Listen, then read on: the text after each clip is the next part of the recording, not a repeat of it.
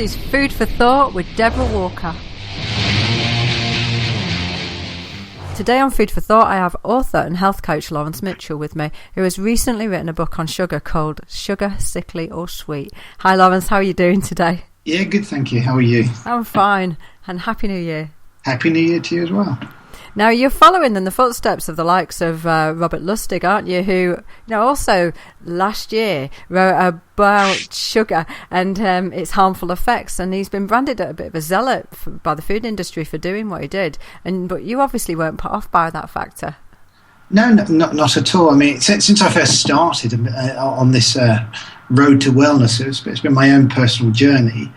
Talking to other people, sugar's always been something that people have a love-hate relationship with, and it was quite difficult knowing whether, what advice to actually give people. So that's really what spurred me to do a lot more research myself, and I came across Robert Lustig, and really understand exactly whether sugar is good or bad.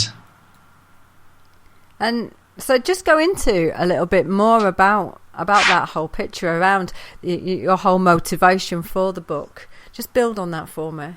Sure. So I suppose it really starts with my own journey and my own relationship with sugar, because growing up in the 80s, I loved sugar, and as a species, we're designed to love sweet things. But of course, at that time, I didn't really understand anything else apart from the fact that sweet things taste good, and I just wanted more and more of it. I had a very healthy upbringing. My mother, I was one of those children who went to school with rock cakes instead of loads of sweets. But I really resented that, and I think when I became a teenager and broke out, I naturally was attracted to more and more sugar. So I would go to sweet shops and just buy stacks of those dreadful sherbets and things like that, and eat all of it. And the net effect of this on me has been I've got terrible teeth because of this.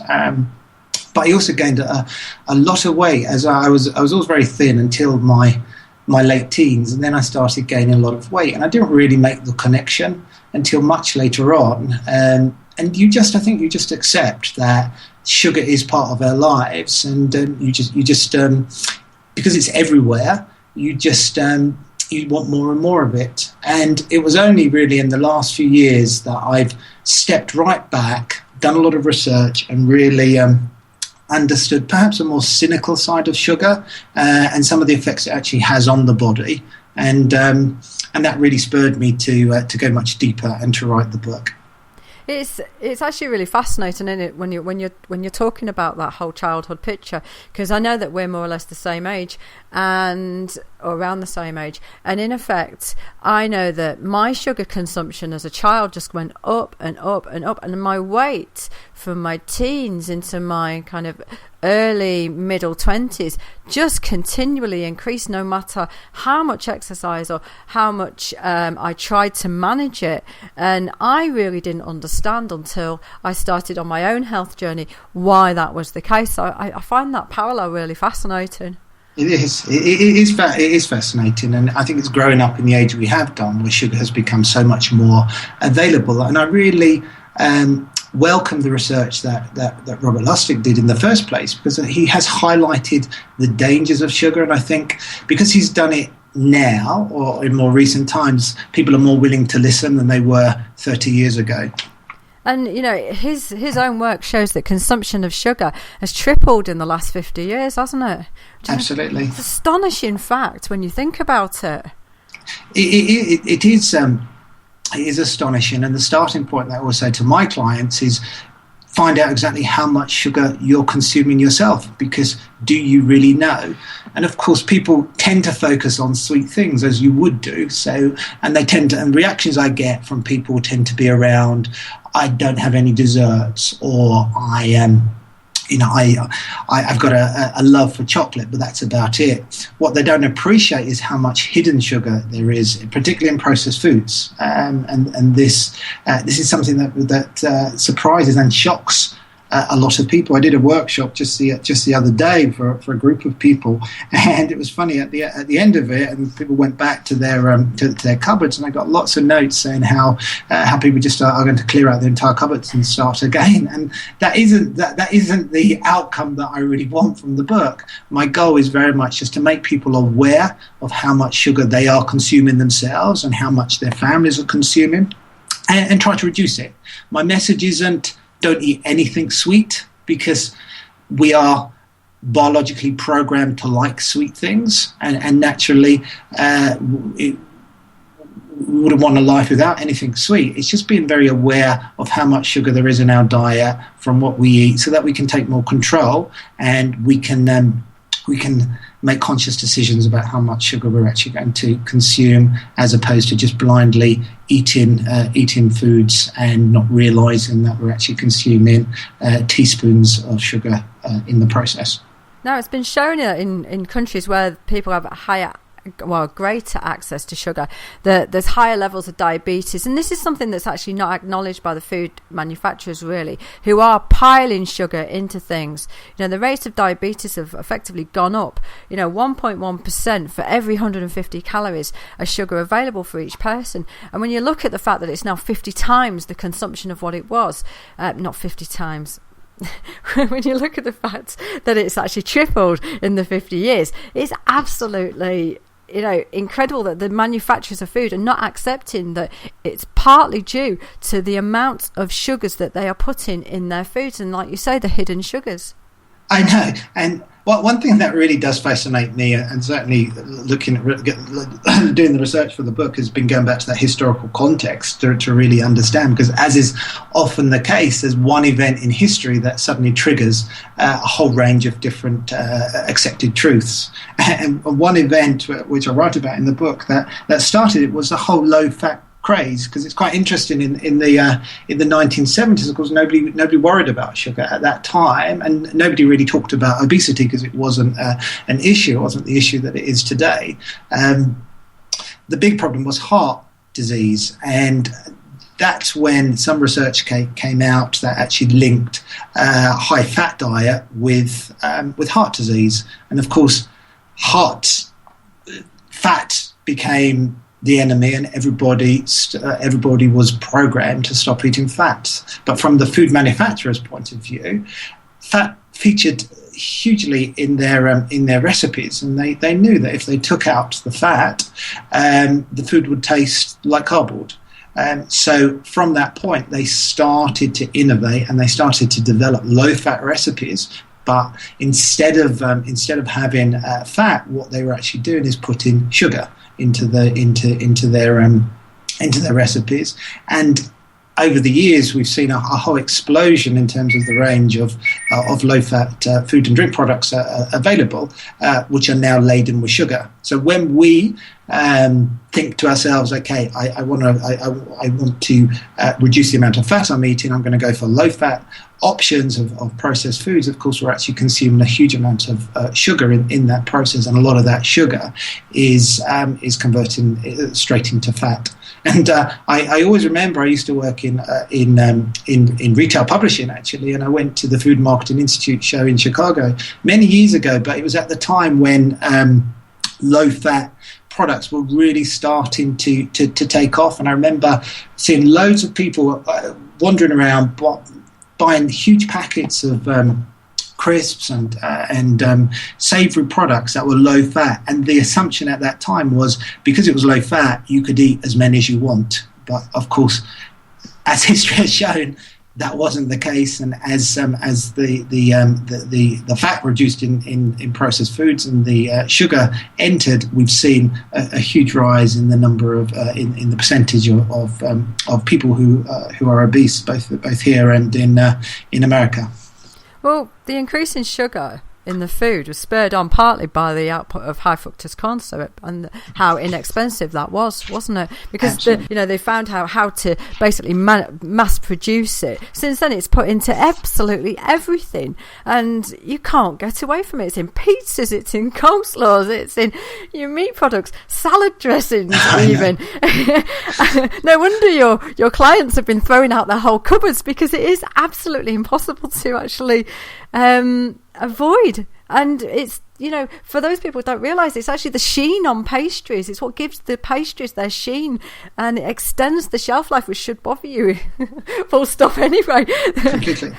Completely. Yeah, and high fructose corn syrup is everywhere. And one point to note here is, when you look, it's not labelled high fructose corn syrup. If you look at food labels, it's labelled glucose syrup and some other terms. But you're absolutely right. The invention of high fructose corn syrup, which was in effect a way of actually dealing with a huge overproduction of corn, has found its way into absolutely everything. And even though the manufacturers claim that high fructose corn syrup molecularly is identical to table sugar, some research is now showing that the body actually doesn't process it in exactly the same way. In fact, it deals with high fructose corn syrup as almost as a toxin, which means it stores it in the liver, and you get this problem of a fatty liver. So if there's one action that I would really encourage people to do, is just be aware of how much high fructose corn syrup they're eating, and try to avoid it as much as possible. It's not great at all. What's really fascinating was that in New York University, Professor Anthony Scalfani, who's a nutritionist studying appetite and weight gain, noticed that his lab rats, when they ate rat food, they never put on any weight. They actually managed to keep their weight stable. As soon as they ate processed foods that you would normally buy, which had the sugar in them and the high fructose corn syrup, but the typically way they're processed nowadays, they increased their weight in a matter of days. I know.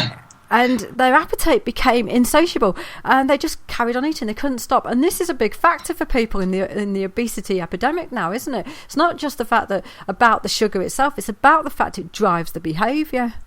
Very much so, and you do become, or many people become, and not everybody, but those people with sweet tooth certainly do feel that they can't live without sugar, and they start to crave it. And it's a very common reaction. But when I talk to people, and when you look at the research, many people, including Robert Lustig, of course, is likening the effect that sugar has in the same way as an addiction to a drug. In the sense that if you have some of it, you can't. You want more and more and more, and you just can't stop. And if you go for a whole day without sugar, people who are very addicted to it just get terrible withdrawal symptoms. But it's actually shown. Princeton neuroscientists did a piece of research on the effects of sugar on the chemical balance of the brain, and they found that sugar acts on parts of the brain and the spinal column to actually release the neurotransmitter called dopamine, and the levels of that effectively affects your memory, your energy, and your focus and things like that. And normally the body would respond to an increase in dopamine by releasing GABA, which is another neurotransmitter, which basically balances its effect. It counteracts it. Now, sugar, however, inhibits this release, leaving the body with an uncurbed surge effectively in its dopamine that results in a burst of kind of euphoria and more energy and things like this that we associate with the drug high, and it uses the same mechanism as heroin. I know. Yeah, a cheaper version, one could argue, but yes, absolutely, it has the same effect on the brain. And the brain's resilience means that it's only comparable when you actually have large quantities of your sugar, not particularly your heroin. I'm going to point out, but that addictiveness is exactly the same, isn't it? It is, no, absolutely, and that's why a lot of people feel that they can't live without sugar, and the real prospect of giving up sugar, even reducing it. Is very, very unpleasant for them. And when you look at the fact that dopamine, the body's going to want to crave that sort of feeling, isn't it, fundamentally? And this is why you end up with your physical withdrawal symptoms, and which is why you end up having more and more of it, isn't it? Absolutely. You have more and more of it, and because it's hidden everywhere, you just don't realise that you're having as much as you actually are. Yeah. Fundamentally, we're drugging ourselves, aren't we? We are. We are.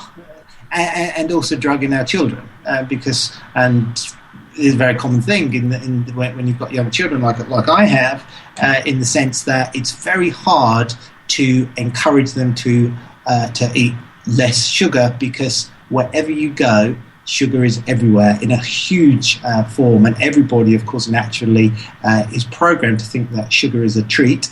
And if you're one of those parents who says, "Sorry, my child doesn't have cakes," the community or society naturally frowns on that, because they feel that you're depriving the child of something which is pleasant.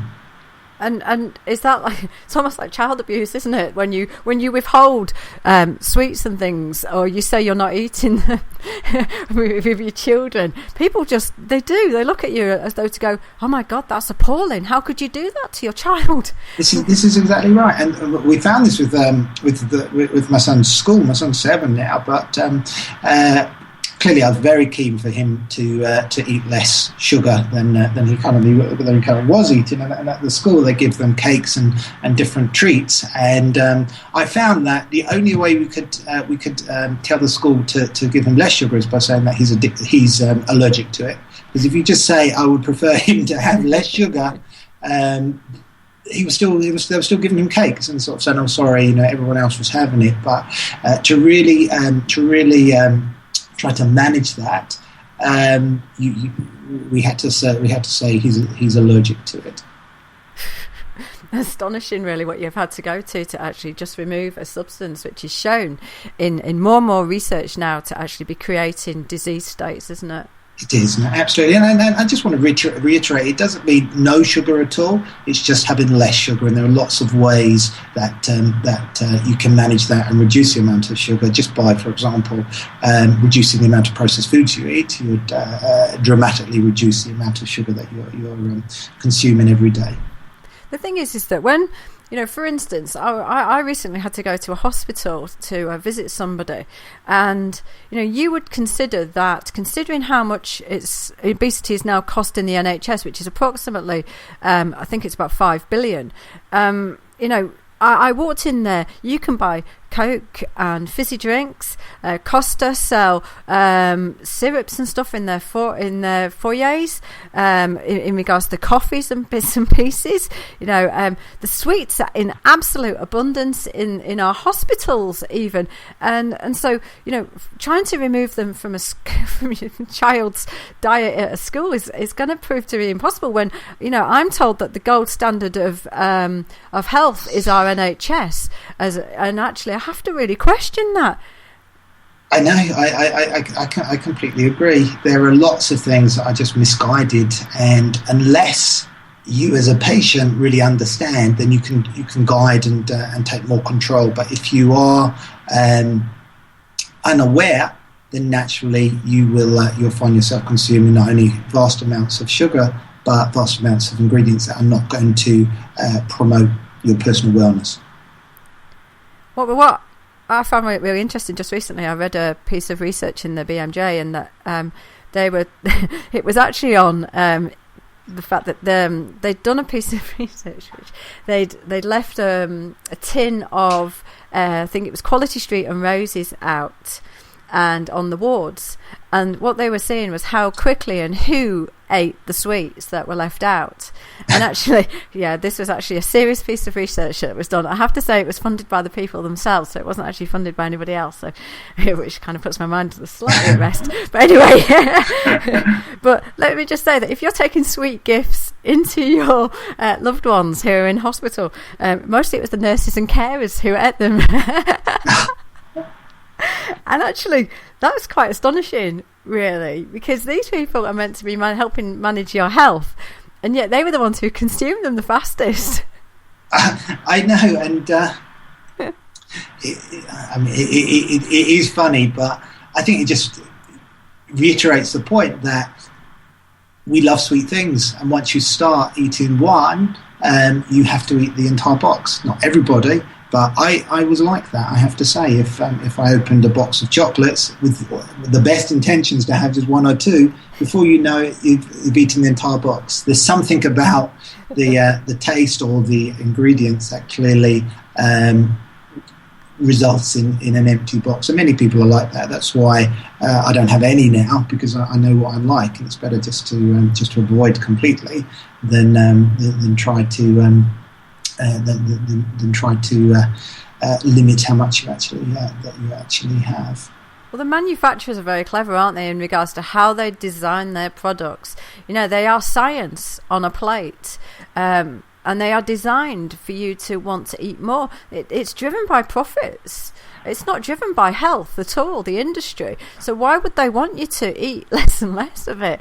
Yes, completely. I mean, I relate to that. You know, in terms of, from a business perspective, if you're a food manufacturer, you're clearly your product of food, and to grow your customer base, you want your customers to consume more and more and more. I do feel it's changing though, as awareness is becoming much greater in terms of wellness, and there are more people, you know, throughout the world who are aware of the harmful effects of sugar and other forms of processed foods, and that message is spreading, and that of course is putting food manufacturers under a lot of pressure to innovate in a way which actually promotes wellness. So I do see, and I've seen some papers really, that the big manufacturers are trying now to adapt their recipes, and removing, for example, things like high fructose corn syrup in some cases, and trans fats, for instance, where there's known research to prove that these ingredients are very harmful.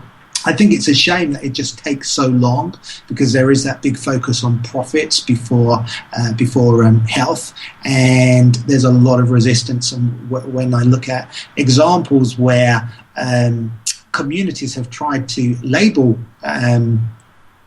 foods with high sugar in the same way that you'd label a packet of cigarettes, they've met with enormous resistance from the sugar industry, who clearly have enormous resources at their disposal to really change that and manipulate that. And I think there are lots of lessons that can be learnt from the tobacco industry when you look at that case study, in the sense that the tobacco industry resisted until they got to a point where that they didn't have a choice. And I think the sugar industry will go a similar way in time. That's certainly my prediction, that in 10 years from now, we will see things labelled in a more overt way, and it would just become a common truth, in the same way that everybody knows that smoking cigarettes is not going to promote health. Well, it's interesting you talk about how the industry is kind of changing, but also part of it is it's kind of stopping the change, because I know that in 2012 the mayor of New York, Michael Bloomberg, was basically trying to impose a ban on fizzy drinks that were larger than 16 ounces. Now, 16 ounces is a lot of sugar within those drinks. You know, how people hold a 16-ounce drink, I do not know anyway. But never it's mind like a vase, isn't it? Oh, it's like gallons, isn't it? Yes. Effectively. But this has actually been challenged in courts by the American Beverage Association. Absolutely, and it would be, because they, as you say, they are trying to protect their profits. Yeah. But even when they've got round it, they've innovated by having 2 cups for the price of 1. You know, so there are many examples of things like king size Mars bars and king size Snickers bars, for example. They again were outlawed at one point, but then of course the industry, who are really, really clever when it comes to product innovation, thought about it and created 2 bars in one package, and extremely clever advertising to actually support it. Things that, as I say, grown up in the 80s, advertising which are very, very memorable, were all designed to encourage us to eat, for example, a finger of fudge a day. We all know the jingles because they're so much part of our history, and unfortunately, they've also contributed hugely to the amount of sugar we're actually consuming today.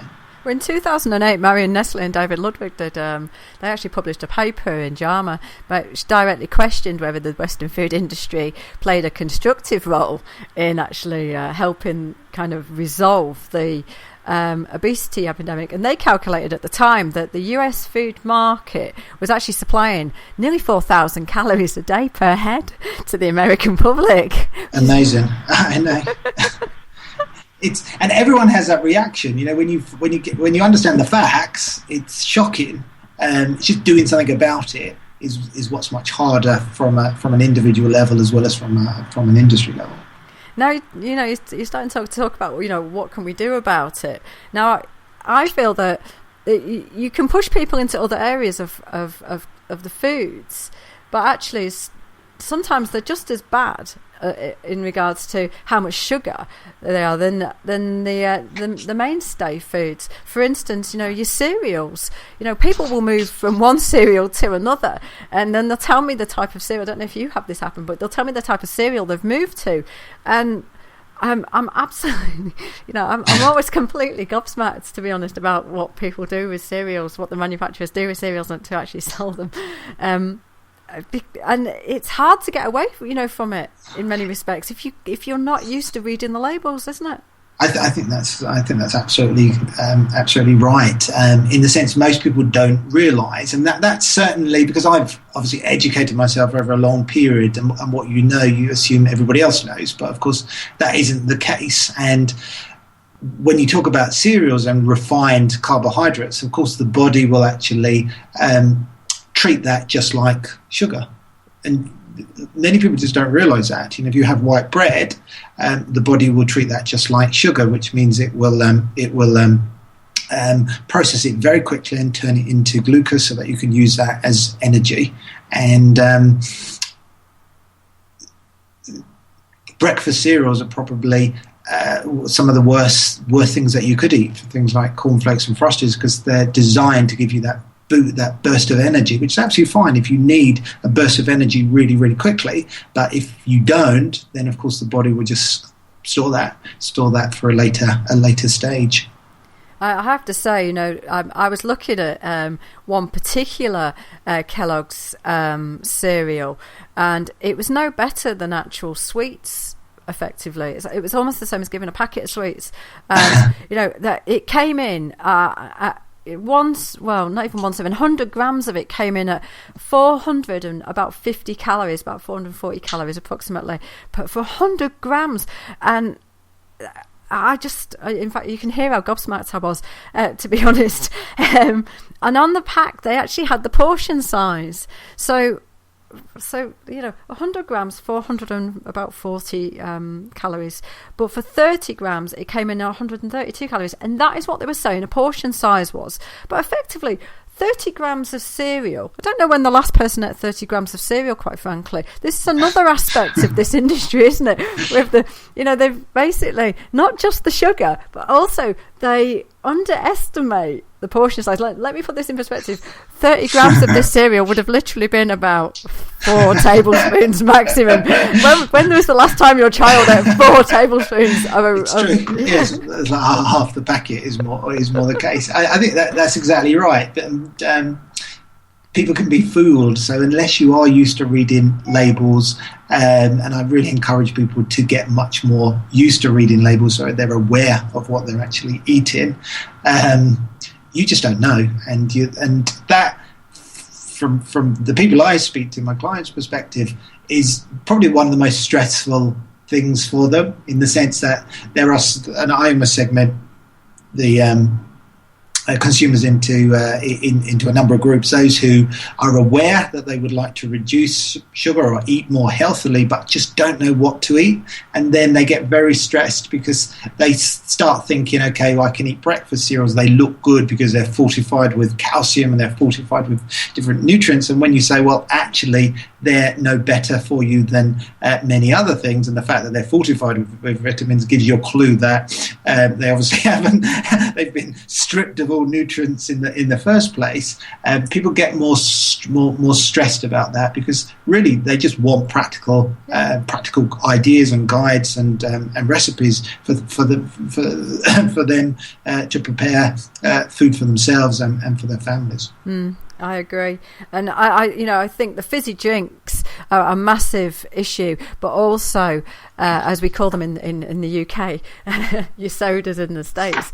But I think cereals have got a massive part to play in our obesity epidemic, and in regards to the amount of sugar that people eat, because most people will think that giving children a good cereal in the morning is key, and yet they are absolutely appalling, as I've kind of pointed out. And what actually concerns me now is how much is we're being pushed towards what's called almost the healthy cereal bars and things like this. And I'm often enticed by these bars sometimes when I'm on the run and I go and get some petrol, and then I look and I think, oh, there's one of those cereal bars. I'll have a quick look at it whilst I'm waiting to pay. And as an avid reader of packets, that's as far as I ever get with them, and probably a very sour face as well. But I have to say that in one of these bars alone, I read, and these bars are actually promoted as being healthy. I know. A quarter of their ingredients on this particular instance was sugar, and it contained barley extract, glucose syrup, I think a fructose syrup, dried banana, a little bit of raisin. I may as well have been on a complete high after it. Absolutely, and that's a really good example. These products they're energy bars, which are great if you're doing sports and things like that. But if you're not, then they have as much sugar as a Mars bar. There's no difference, even though they are promoted as health bars. Oh, so what do you suggest? What are you actually suggesting? Because there is basically an onslaught. From the moment you get into the supermarket to shop, it is an onslaught on you, particularly if you've got children, and you've got a television. So your child is running around going, I want. And, completely. And it is from busy mothers who literally just want to kind of, they need to run and go. What are your suggestions for helping them to move away from some of those things? Well, I mean, the first step, which I always encourage people to do, is just to really start where they are. Don't panic. Just really understand where you are, how much sugar you're actually eating every week, and then work out, are you happy with that? So on average, we find that people are eating as much as 28 grams of sugar a day, which is huge. And then work out whether you're happy with that. And if you're not, then try to go without sugar for a period. So go without if you can. I always say to try and reduce the dependency. Go without sugar for 30 days, which is very much an all or nothing approach, and that's what that tends to be the approach that I adopt, where you become very aware of how much sugar you're eating. You say, okay, I'm not happy with that, so I'm going to go on. I'm going to go cold turkey and not have any sugar at all for that period. That tends to suit some kinds of people, and I don't necessarily recommend it to everybody. Many people prefer to start slowly scaling it down over time, and then working out. So, for example, if you do drink lots of fizzy drinks or soda drinks, that's a quick win, because a can of Coke, for example, has as much as 8 teaspoons of sugar in it alone. So if you suddenly went from not having any fizzy drinks at all to drinking water, that would halve the amount of sugar that you're actually eating in a single day. Other things are really working out when during the course of the day you're likely to have a requirement to have sugar. So, for example, many people tend to get low energy during the afternoon around 3 o'clock, and are automatically programmed to head towards the vending machine, for example, if you work in an office, or to the fridge, and will have a bar of chocolate or something like that. instead of doing that, replace that with a healthy habit. And there are many things that have low sugar that you can actually eat. Natural things like fruit, for example, which does contain sugar, but the difference between fruit and processed foods is that fruit also has lots of other nutrients, fiber, and other vitamins and minerals. So it's much better for you, and it's much harder to eat 10 apples than it is to have 10 bars of chocolate, because the body will process that and will digest that in a very different way. So get to love things like fruit or vegetables. I eat a lot of raw vegetables, which are great for snacking. Some people are snacking types of people. I'm like that. So have a range of different things that you can actually eat and have readily available, so that you don't get stuck and end up running for sugar. A lot of the change, I think, comes in terms of the mindset. So what I was talking about in terms of having children. So if you are of the mindset that you believe that children deserve a treat and that treat should be sugar, then it's quite hard to change that. But if you think that giving your child sugar is actually not a treat in itself, but find something else to actually reward good behaviour, you'll gradually be supporting that child as they grow up and not associating sugar with reward. One other thing I would also say, and I think it's really hard when you're actually working as part of a family, but one of my clients, for example, is he has a family, and he has a couple of children, and of course if you open their cupboards, they're full of chocolates and cakes and all kinds of sweet things, and it becomes very difficult for him to actually avoid sugar if it's absolutely everywhere. So one key thing that I encourage people to do is not to buy sugar in case somebody pops around, for example, or just in case you fancy a biscuit or something like that, and these types of things that we tell ourselves are not helping. So it's better to not have them available, because if they're not available, you won't eat them. So if you get hungry at 8 o'clock in the evening, and you open the fridge and they're looking at you as a chocolate cake, it's going to be very, very difficult not to eat that cake. Let's face it. Even if I'm starving, open the fridge and all there is a chocolate cake, you will get tempted because you're hungry and you want to eat. But if it's not there and you've got other things there, then there'll be less chance of you actually eating it. So put more steps between you and sugar, particularly during those first 30 days where you are trying to change. And the last thing I would say is, and again, this tends to go against the busy lives that we live today. We're all busy. We've all got loads and loads and loads of things to do, more and more things coming, trying to grab our attention every day.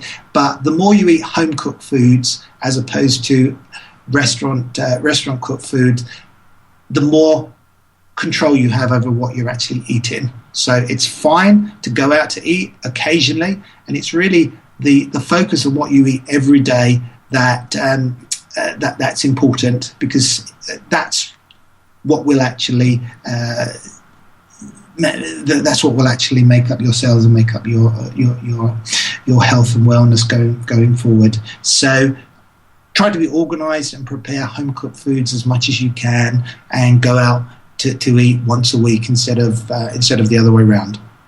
It's interesting around the busy lives aspects of things, isn't it? Because I know that there are many of my clients who are desperate to eat healthier and just have not enough time and can't create enough time for themselves to actually prepare foods. That's one of the biggest challenges that I continuously have with my clients in regards to creating time for themselves to actually make the food. It is really difficult, and there's no kind of easy answer apart from being really organised and trying to plan ahead so that you've got the ingredients and you've got things that are readily available. And we have freezers and things can be frozen, so it doesn't have to be cooking from scratch every single day. And it's also quite interesting about when you're talking about mindset there, the whole, if the chocolate cake's there, then you're bound to just eat it when you're hungry type of thing. But, when I was young, treats were for high days and holidays. My mum baked, and actually we'd have a cake maybe once a week. And I remember that the postman who... he'd come down the road and we'd actually have part of his crunchy bar. That was a treat, Absolutely. And I think that's something that's changed a lot. It used to be treats, so you used to have it very, very rarely. Was now you're having it all the time. I think because it's just available so much, whereas in the past it wasn't. But people feel that they almost deserve to have something every single day, and actually, whereas it wouldn't have been naturally the way, it's almost like it's become a deserving culture for the. But it's been promoted very much by the manufacturers, of course, because they want to get you to 3,900 calories a day. I know. It's absolutely true. And I think it's, I talked before about the historic context, but if you just go back to our ancestors, of course, people didn't have very much sugar. You'd be living a life where you'd be eating with the seasons, and just part of sometimes during the year the sugar that you would have would be fruit and honey. But to eat honey, you'd have to put your hand in a beehive or whatever to be able to get that. So you were not consuming very much sugar at all. It was very much a treat, exactly as you said just before. Now, of course, it's absolutely everywhere. So that biological design that we have to actually consume as much as you can, and anything you can't use as energy now, you'll store as fat for a later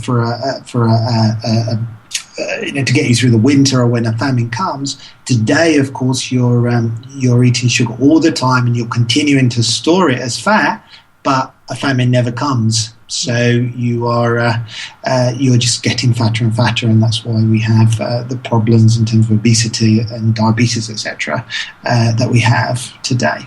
Now, a lot of my raw food clients tend to turn to eating quite a lot of fruit, and it's one of the things that I tend to remove bit by bit if I don't feel it's suitable for them, because fruits are so hybridized nowadays to be so sweet. What's your perspective on that? I'd just be really interested to know.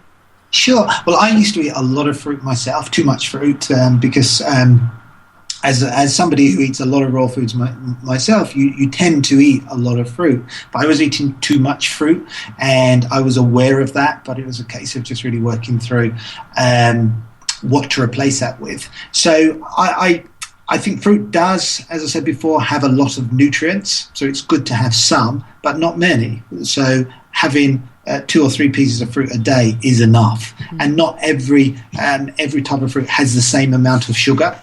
So, for example, berries tend to be fruits that I would eat a lot of, because they have less sugar than something like a pineapple, which I will still have, but more occasionally than berries. So that's really my view of fruit. Eat it in moderation, bearing in mind that different types of fruits have different amounts of sugar, but they also have fibre to help you metabolize that sugar, so it doesn't just go straight into your bloodstream. Now, in regards to fruit juices, because these have really taken over from the kind of fizzy drinks to a certain extent, I'm noticing with children that parents are moving towards the fruit juices and the smoothies, or the commercial ones, not kind of your homemade ones. My perspective is that these are very, very high in sugar terms, and actually can be just as bad. What do you feel about them? I completely agree.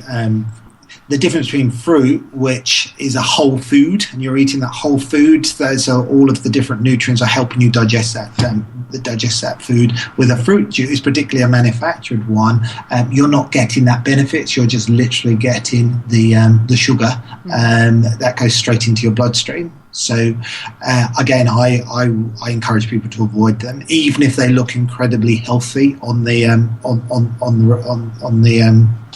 label. I encourage people to avoid avoid fruit juices. Drink water. I mean, I think there's so much benefit in drinking water to keep your body hydrated rather than giving yourself lots of fruit juice. And again, fruit juice, being a marathon runner, ex-marathon runner myself, I was very used to drinking large amounts of fruit juice because I needed that sugar boost before and during the course of a race. But it has affected my teeth, so that's why I've had more problems with my teeth. And I really would really encourage people not to consume large amounts of fruit juice themselves. Now, the biggest revelation my clients often have is when I actually push more natural foods in, how their palate changes. And I say to them, I never really take anything out of people's diets. I'm probably completely alternative to a lot of nutritionists. I tend to just ask them to introduce more foods because people will hold on to foods because of a variety of reasons, but, spiritual and the mindset and, kind of the rituals through their lives about what, associations they have with it. So often pulling foods out is quite difficult for people, whereas I find pushing foods in is far easier bit by bit. And my clients then move themselves towards natural food changes and a change in their diet which seems to suit them more, and their palate changes. And this is often the biggest revelation for my clients. Do you find the same thing? Absolutely, and I completely agree with your approach. That's exactly what I do. So I encourage people to crowd out the bad things because do's and don'ts tend not to work. If you sit down with someone and say, eat this, don't eat that, you tend to get a lot of resistance. But if you start saying, add this, so just having a vegetable juice once a morning, if that's all you do, then that's better. Continue eating the sugar and all the processed foods, but just add this one thing. I do find that people are very willing. It starts to deliver benefit in the sense that they start to feel better, and then they start to want the processed or the sugary foods a lot less, and gradually they upgrade their diet, which at the end of the day is what I try to do. So encourage people to eat better quality, more nutritious foods that support their lives better. So tell me the list from bad to worse. Which sugars we should all be avoiding? Yes, no, it's a good question, and because not all sugars are equal, and understand the food labels. I just want to reiterate that because it is really difficult to know how much sugar is in a food product, because if everything was labelled sugar, we would all know where we are. But that isn't the case, and there are lots of different types of sugars. But some sugars are better than others, and it's all around. I'm not sure how familiar your listeners are with the concept of high GI. But just very briefly, a product that has a high GI, and GI ranges from 1 to 100, but something which has a GI of 100, the body will turn that into glucose straight away, so you have that as energy that you can actually use. So something like table sugar will have a GI of 100. Whereas when you actually look at different products, there are some sweeteners that have very low GI. So one that I use myself and encourage others to do so too is coconut palm sugar, which is it's like brown sugar. It looks like brown sugar, and it tastes a bit like brown sugar. It's not as sweet, but it has a much lower GI, which means you can use that in cakes and biscuits, and it won't have the same impact on your blood sugar. So by that I mean it won't result in that big spike in your blood sugar, and when that happens, your body, your pancreas will release a hormone called insulin, which tries to bring that back in balance, and that's just what goes on inside our bodies, just to keep ourselves in balance. Coconut palm sugar is something that I encourage people to use, and you can buy that in many health stores. Honey, there's been some research that has shown that honey has a whole range of different minerals. It's high in GI, but it has a whole range of different minerals and nutrients. So it's good to consume in moderation as well. Not all honeys are equal, of course, because you'll see, and you can see that by by the price. You have honeys like Manuka honey, which can retail at £20, and then you have at the other end of the scale honeys that are £2.99. So you want to go for a really good quality honey, maybe not the £20 variety, but something which is going to be much purer, much more nutritious for your body. One area, or one sweetener which tends to be promoted as very healthy is agave syrup, which again is something that I've had in the past. The only thing I'll say about that is it is natural in the sense that it comes from a cactus, which is natural, of course, but it has a very high GI. So in practical terms, it's no more nutritious than table sugar or any other common sweetener. It's interesting about agave syrup, isn't it? Because it has been heavily promoted for a number of years in the raw foods industry in particular, to actually have been natural, and only recently people have really been coming out and saying, no, this is highly processed and actually just as bad for you as sugar. I know, it's quite interesting because, again, I used to use a lot of agave syrup, but when you look at the research, you realise that it's not as good as you've been led to believe in the past. And what do you think of the likes of xylitol? Xylitol, again, I think is very good, but again, all xylitols are not equal. You really want to look for xylitol that comes from birch as opposed to corn. So I encourage people to eat xylitol where they can. It has a lot of nutritional benefits, but always go for the birch variety rather than the corn variety. And of course, if it's from corn, it's going to be GMO. Exactly. So you're going to be getting that hit as well, which isn't particularly useful. So if you were to give us 3 key things that we all have to go away with to do, what would you suggest, Lawrence? Okay, 3 key things. So start where you are. Really understand how much sugar are you eating, and are you happy with that? Then work out how can I actually reduce that. So you don't have to throw everything out and start again, because that's really difficult. But just look at where the big wins are. So if you're eating a lot of breakfast cereals or fizzy drinks, just cutting those out of your diet will make a significant difference. And if you love baking and cooking home food, then just be more selective as to the sweeteners they're actually using. So instead of using table sugar in your recipes, use a sweetener like coconut palm sugar or honey, which will have the same or similar effect in terms of taste, but will be much better for you and for the people who actually eat those cakes. So they're my kind of top 3 things that I really encourage. But the starting point is just really understanding where you are and becoming more of a food detective, if you like. So learning to read labels so that you can make informed decisions. And you won't look back, basically, with your health if you remove sugar or you remove huge portions of the sugar, because the research that's now coming out is just showing how it creates massive inflammation, and your diabetes and heart disease and everything is all being linked to it.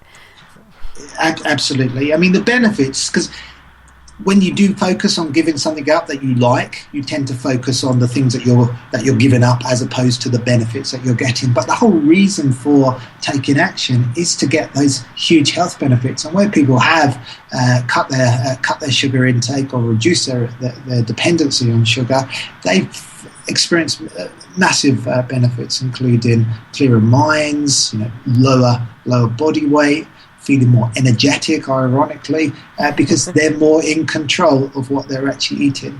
So, and it's certainly the benefits that I've experienced. That's why I'm really passionate about this whole topic, because although changing what you eat or changing any habit is really hard at first, once you take the first step, you can just keep going. And I encourage people also not to do it alone, but to get some support to guide them, because support from family members, so that ultimately you're all doing that together. So you're selecting what you're buying, because it's much easier to do the things together. So a whole family reduces the sugar intake rather than just one member, because it becomes really difficult if you're trying to justify any change. Or work with health coaches, or with people who can give you that support and that guidance to keep going, and to motivate you where you feel like you're going to sort of fall off the wagon. And if you go mad one day, for example, and eat a whole chocolate cake, it doesn't mean you have to eat a whole chocolate cake every single day. You can just get back on the horse and start again. It's absolutely fine to slip up. We're not purists. Nobody's judging anybody. It's all about motivating yourself and educating yourself so that you can make informed decisions, so that when you walk into a supermarket, you know exactly where to go, what to eat, and you're guided by your own knowledge, as opposed to advertising, very persuasive, very clever advertising messages that are there to persuade you to buy their product, and may not tell you the whole story. In fact, won't tell you the whole story, because the whole story would encourage you not to buy it. And that's a whole different interview, to be honest, about my fascination with the business model and how fantastic they are at creating the industry of us eating more. But anyway, as I said, that's a whole different interview. Lawrence, this has been absolutely fantastic. How do people contact you for support and for you to learn more about your workshops and your book? Where do they find your book? Sure, well, they can download my book's available as an ebook and as a hard copy, as a print copy. And best place to go is to my website, which is www.rawenergy.info. And you'll see a clear an advert for the book there, or you can register for my newsletter and my blog. Fantastic. Today I've been talking to Lawrence Mitchell about the subject of his book, which is called Sugar, Sickly or Sweet. Okay, go find him on the internet. Bye, guys. Bye. Thank you, Lawrence. Thanks a lot. It's been a pleasure. Bye, Debbie.